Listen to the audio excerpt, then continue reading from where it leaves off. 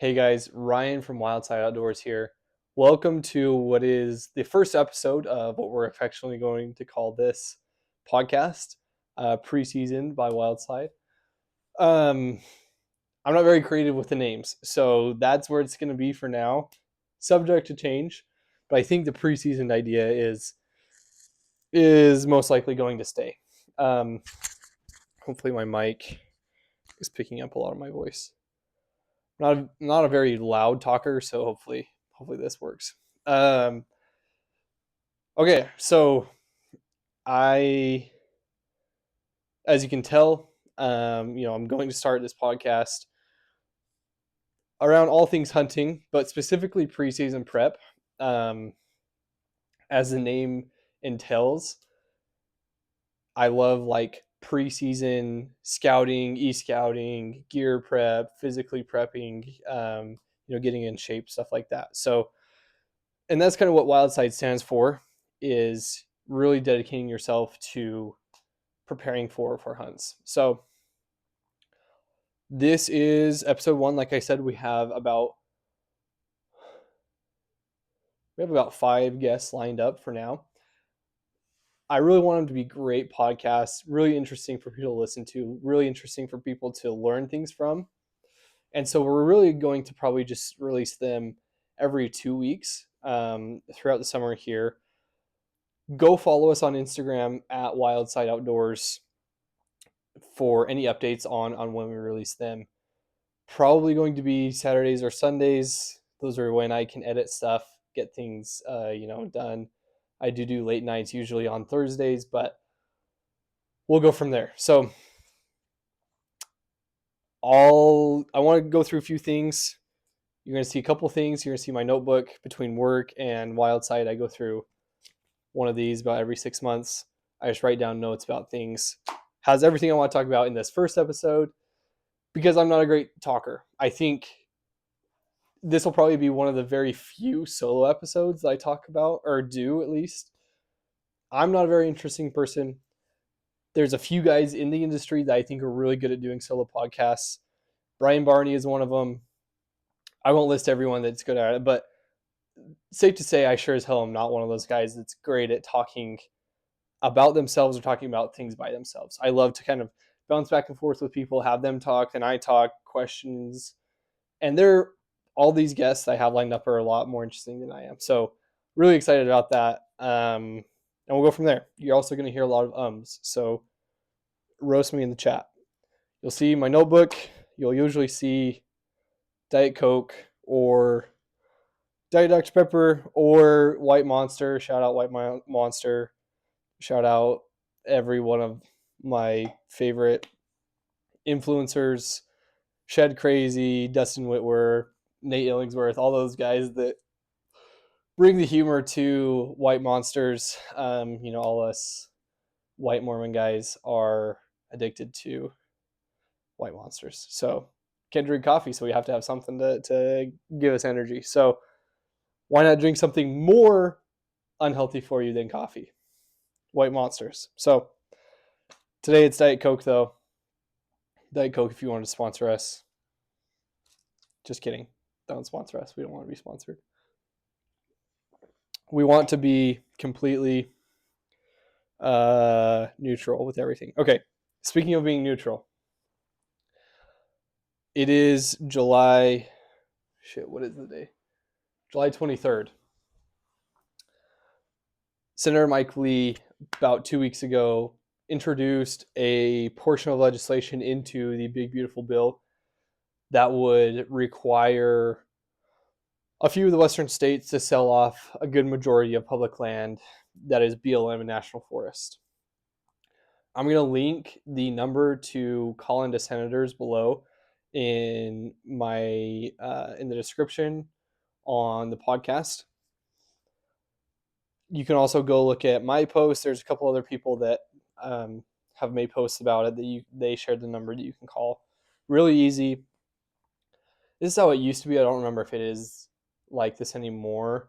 I always just call straight because I have the numbers for my my representatives, but I think you can call into the number and you can either say your zip code, and it'll give you the list of like your 2 senators and your representative, your governor, and like a couple other people that you can, get routed to.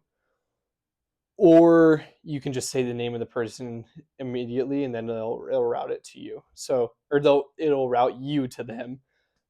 Usually an aide will pick up, or it'll go to voicemail.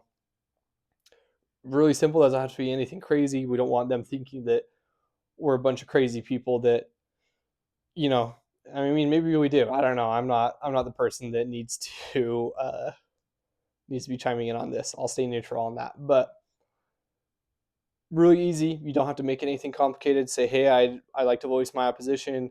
I'm a constituent in your district. I like to voice my opposition for the inclusion of selling public lands in the big beautiful bill. Please vote no. That's it. Voicemail and no, whatever. So we need to support public lands. I have a son. I plan to have more kids in the future. I want them to grow up and be able to use our public lands. You'll hear my story in a little bit, but I grew up fishing, hunting, just being outdoors on public land, and that's where I learned, about myself. I learned about other people. I've learned more in the outdoors than I have ever in a classroom, um, in an office, in a meeting, anywhere really, in a book even. The outdoors are, for a lot of people, a spiritual experience, and I won't go into that detail, but it's important that we keep those lands public so that we can enjoy those for generations to come. And not only do we want like the short-term viability of having access to those public lands, but once they do pass that, to say, let's say they cut it in half, say, okay, we're only going to sell 1 to 1.5 million acres across the West. That sets a there's a legal term for it, and I won't go into that, but it sets a precedent for them in the future. Like, oh, we've already passed something like this. We could sell more land in the future. There's other ways for us to figure out affordable housing than selling off land, especially in the West. Like, this isn't Hawaii. We don't have a shortage of land in terms of buying land for affordable housing. There are still privately held lands that we can develop to be able to provide affordable housing. And yeah, I won't go into that. There's other ways besides selling public land. If you're one of our senators hearing this, which probably aren't, please vote no. Do not sell our public lands. Everyone benefits from that. And I'll get off my soapbox. Okay. Next thing, intent of the podcast. So, a little ASMR for you. So, like I said, like Wildeside kind of stands for three things. We want to help people understand the preseason preparation in three aspects: e-scouting, gear prep, and physical prep. I, in no means, this is the one caveat, I am in no means an expert in any three of these things. I have some experience, but I know I'm not an expert.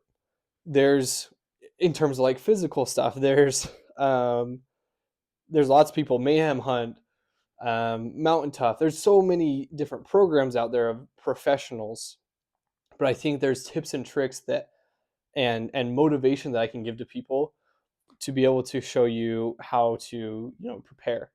But for the expert portion, don't come to me. I'm not an exercise science person.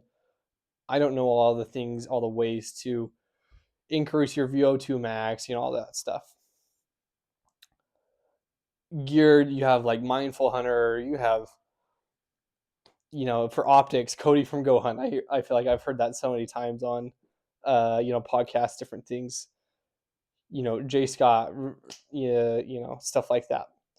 Third thing, e-scouting, like, oh, I can't remember his name. He was on the Go Hunt podcast a couple weeks ago. Really tied in with the Peaks team. Anyways, he's an expert at e-scouting. He knows maps front and back. He has a course on it, obviously. He knows what he's doing. I simply want to share my tips and tricks and kind of the things I've learned, especially from watching YouTube videos from people like him, and kind of consolidate things and just give inspiration to start. I think I want a lot of people here to kind of understand that my audience, yeah, like there's going to be people in the space that listen and look at my Instagram that are like newbies at hunting and are kind of learning things.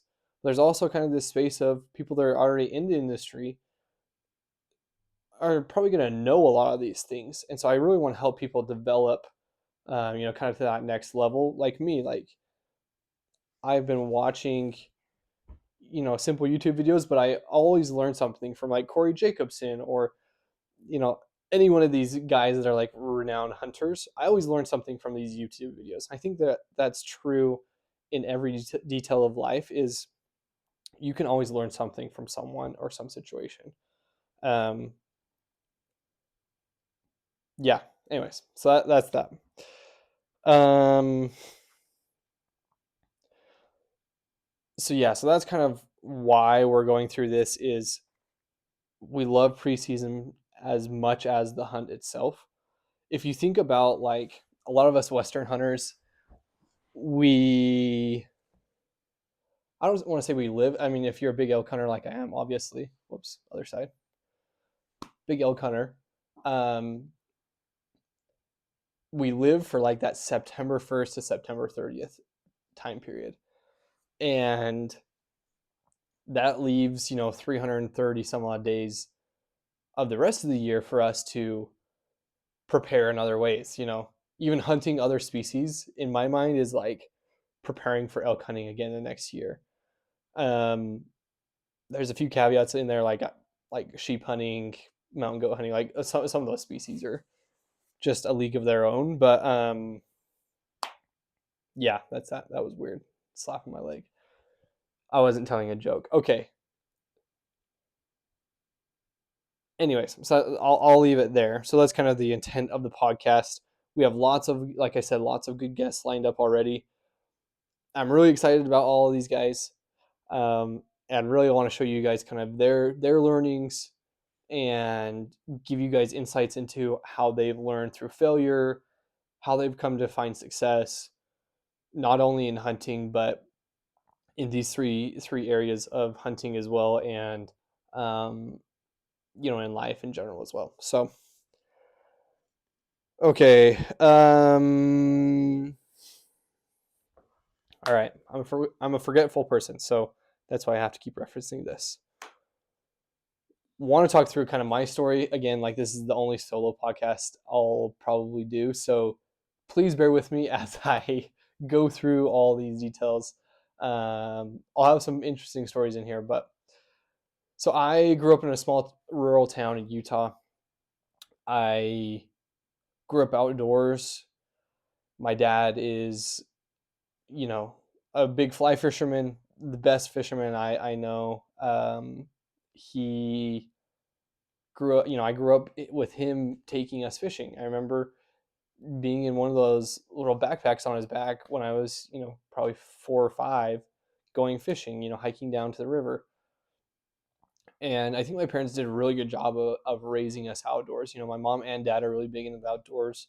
My mom grew up going, camping and stuff with her parents, with her dad, um, with, my grandpa. And they really did a good job of keeping us outdoors instead of having to entertain us with TV, stuff like that. So um,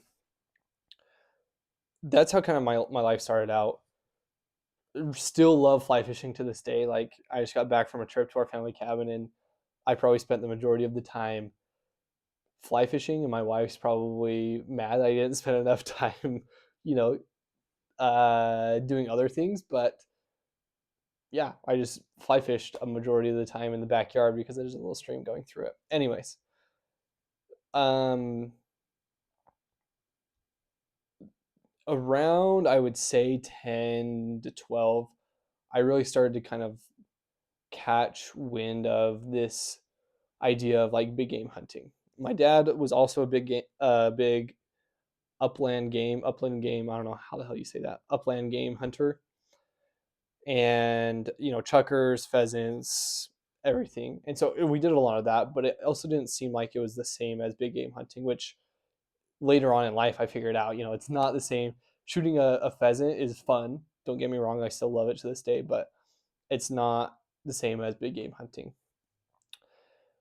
And so around 10 or 12, like I really started to get an eye of like, I would love to, do this big game stuff. And I remember going to Sportsman's Warehouse and begging my parents to buy me one of those VHS tapes of Jack Birmingham, his like Alaska adventures. I can't remember what exactly it's called, but I had like Dall sheep and moose and caribou and grizzly bear, all these different animals that he shot in Alaska. And so I started watching those religiously in Drury Outdoors. And my dad kind of caught an eye for that, and he's like, okay, he wants to like do big game hunting. And I kept on like saying I want to do this. And being the great father he was, he said, okay, like let's do it. So we went to a pawn shop. I got a used 30-06 Remington 700 for, is Remington 700 something. It's a Remington 30-06 for my birthday. Ended up shooting a spike deer that year on a general unit here in Utah. Next year I was kind of like, oh, like this archery thing would be really fun. Like, let's try this archery thing. And so my dad's like, okay, let's try archery. We ended up borrowing a bow from my dad's good buddy, Mike Stokes. Shout out Mike Stokes. If you're listening to this, or if you know Mike Stokes, you know what a good guy he is. But we borrowed this old Browning bow from him. The cams were probably like 2 inches in diameter. I didn't shoot anything that year, but I had a hell of a time with me and my cousin just out there putting on stocks on these 2-point bucks in this general season unit. Next year I upgraded my bow, was able to shoot a spike elk. The next year upgraded again to I think Hoyt's budget bow, if I remember right. Yeah, my dad and I both bought Hoyt's budget bow, matching bows, and we, that year I shot, like a 145 4-point on a general unit. Next year I drew a limited entry deer tag. I was probably 17-ish, probably just going into my junior year of high school, so almost 16 going 17. Drew that tag. I shot a 170 buck literally probably 30 minutes after daylight on the first day. And yeah, just like all growing up, I had all these great experiences hunting, thanks to my mom and my dad, who allowed me to do those things. I remember mowing lawns. My dad would say like, "Hey, if you can put up half the money, I'll pay the other half, and we'll buy you like a new bow or new arrows, stuff like that." And then once I got into high school, it was like I could, I had a job, I could pay for my own. But so I really had like just really good experiences hunting. 18 going on 19, I left on a 2-year church mission for my church in Peru, came back, and then just kind of picked up where I left and started, really diving into scouting, e-scouting, gear prep, and stuff like that. Had a couple good shots at some big bucks on some general units. Had a couple hunts here and there. But it wasn't until about 2019, I believe.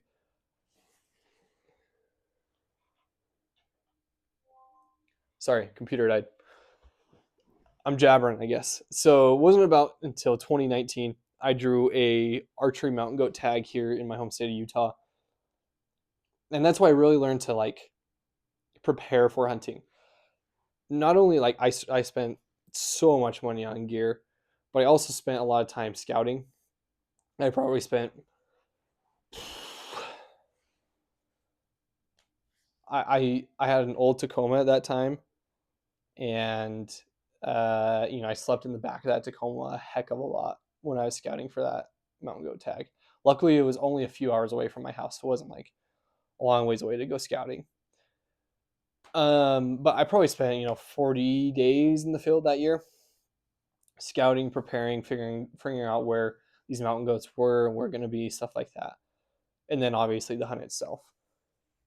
And but that year was like when all three of those pieces, like gear, e-scouting / scouting, and physical preparation, kind of came together and came intertwined into like making hunting really fulfilling for me, because I started to like really do a lot of things to make my body functional for hunting. A lot of lifting, high rep, high intensity stuff. Started running a lot. I ran my first half marathon that year. I, so I guess what you would call, I'm not an expert again, but a lot of like that zone 2 training in terms of like cardio, a lot of weighted pack hikes, a lot of just trying to get in shape to be able to hike up a mountain with a backpack on my back and be able to carry out a mountain goat if I needed to, stuff like that. And that was 2019, so there's been a lot of stuff since then, but sorry, people are calling me. But that's kind of like where things really flourish, and since then it's just kind of been full steam. That brings me to my last 2 points I want to talk about: 2025, what I have planned, and some of the gear I want to talk through. So first off, is my mic still on? My mic is still on. Hopefully you guys can still hear me. I didn't want to turn out of battery. Again, this is my first podcast. I'm just figuring this stuff out. So 2025, my brother has a limited entry deer tag here in Utah, archery. That hunt's going to be cool because that is the unit I shot my 170 buck in. About 2022, maybe 2023, I shot like a 280 bull off that unit as well. Nothing crazy, but a solid public land elk that I drew with probably 4 points in Utah. It's a limited entry unit for elk, but it's also kind of a hidden gem for people that don't know that unit. Brady Miller would be so pissed at me right now for talking about the unit. Okay, so that's kind of our first thing. Excited because we know the unit a lot. Second, I have a general season deer tag for archery in Utah. I'll also probably pick up a spike elk tag. The unit I'm going to has quite a bit of area that I've seen hundreds of elk in at points, and so that's going to kind of be the second hunt on the docket. I'll probably go with my family, with my wife, and I have a 1-year-old son as well. So those 2 hunts will probably, first one for sure. My brother's deer tag will probably film for sure. We may get some content on my archery hunt, but then the last hunt that we have planned is my brother drew a first season Colorado elk tag. So it's a 4-day season, 3-day season. I can't remember. I think it's 4-day season. Mid-October. That's going to be really fun. It'll be just me and him. It's going to be, it's pretty rough country, which will make it a fun hunt. I'll also be picking up a bear tag. There's lots of people that have told us that, lots of people that I've seen talk through about bears, being in a lot of bears in that unit, and so may get lucky and get a bear tag or be able to shoot a bear. So we'll see what happens there. So that's our plans for 2025. Again, this summer we're hoping to do an episode every 2 weeks. and we'll go from there. We'll have to figure out hunting season once it comes because that's going to be super busy. My wife and I have a couple trips intertwined in between all the seasons, so that is going to be something we'll have to navigate as well. And then third thing, I want to talk through a couple things with gear. I'm just going to touch on 3 things. There's a lot more. Sorry, babe, if you're listening to this. There's more gear coming. But we're going to talk through, kind of 3 things that I'm going to start using this year. Some of them are new for me, but I want to highlight them and show you how much I've loved using them already for scouting. And yeah, and some of them will be kind of different things, but we'll go from there. So archery stuff, really getting into like building my own arrows, vanes, stuff like that. That we'll do a separate podcast on that. Hopefully with an interesting guest that hoping he says yes. Just sent the email this morning, so we'll see. But first thing is I've always kind of been a loyalist with like camo, and it's not that I don't prefer or don't like any other camos or like hunting clothing. I just have started with this one company, and it's hard to like de-invest that money that I've already spent with them and invest it in other companies because it's so expensive. Like to build the kit that I already have would be thousands and thousands of dollars versus like sticking with this company. And 2, I really like how durable they are, and I think they perform the best out of a couple of other companies. I think there's other companies that perform as good as they do, but I think this company really performs great. So I love Kuiu. I mean, it's no secret here. I've run what is equivalent to their Alpine pant or Pro pant, I think. Back in the day when I bought them, I believe they were calling it the Alpine pant, and essentially it's lighter weight, kind of that stretchy material. It's not doesn't have like any fleece on the inside, but it has like the knee guards, the knee pads, I guess you would say, built into the pant. Really lightweight. I really love them, but I've worn them to death. So that was 2017 when I bought them till 2024. Wore them probably 60, 70 days of the year. Beat them to death. I've sewn them multiple times in the butt because I've sat on rocks. My mom's sewed them multiple times. So finally upgraded. I got a pair of the Katana pant, which is a lightweight pant, and the guide pant, or sorry, the Tiburon pant, which is also a lightweight pant. But I got a new pair of liners on the bottoms, and so we're gonna kind of test both of those for early season and kind of that mid-season October hunt. And there will probably be a few times we'll test things in the late season, but update on those plans later. So that's kind of what we're looking at. Second thing is I've been fortunate enough to kind of partner with the team over at All In. Shout out to the guys at All In. Great product. I've been using the snapshot system right now, which is the adapter with the phone case adapter, or the magnetic phone case onto the spotting scope to be able to digiscope. You can also buy it for your binoculars, stuff like that. So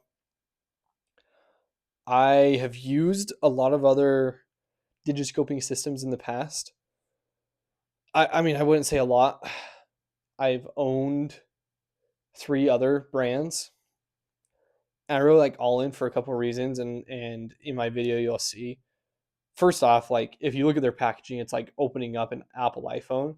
Like I'm thinking in my mind as I open it, I'm like, okay, if they put this much thought and attention into the packaging, how much more attention do they put into the design of the product and the functionality of the product? So, and it doesn't, and that hypothesis doesn't miss either. Like I've put it to use in the field numerous times since then, and it's really a great product.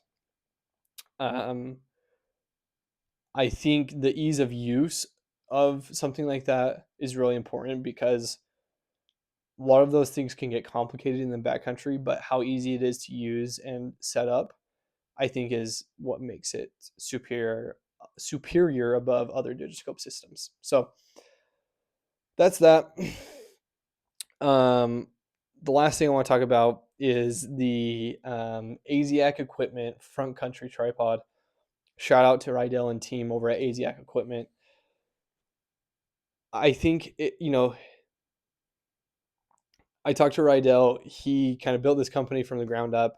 He's, they've put a lot of time and attention into the design of this product, or all of their products, to say the least. And excuse me, it shows. It does. The one thing that people get hung up on is it doesn't have like the bar to use to pan up and down. But once I kind of go through some of these features with you guys, you'll see why I like it better than having an actual tilting handle.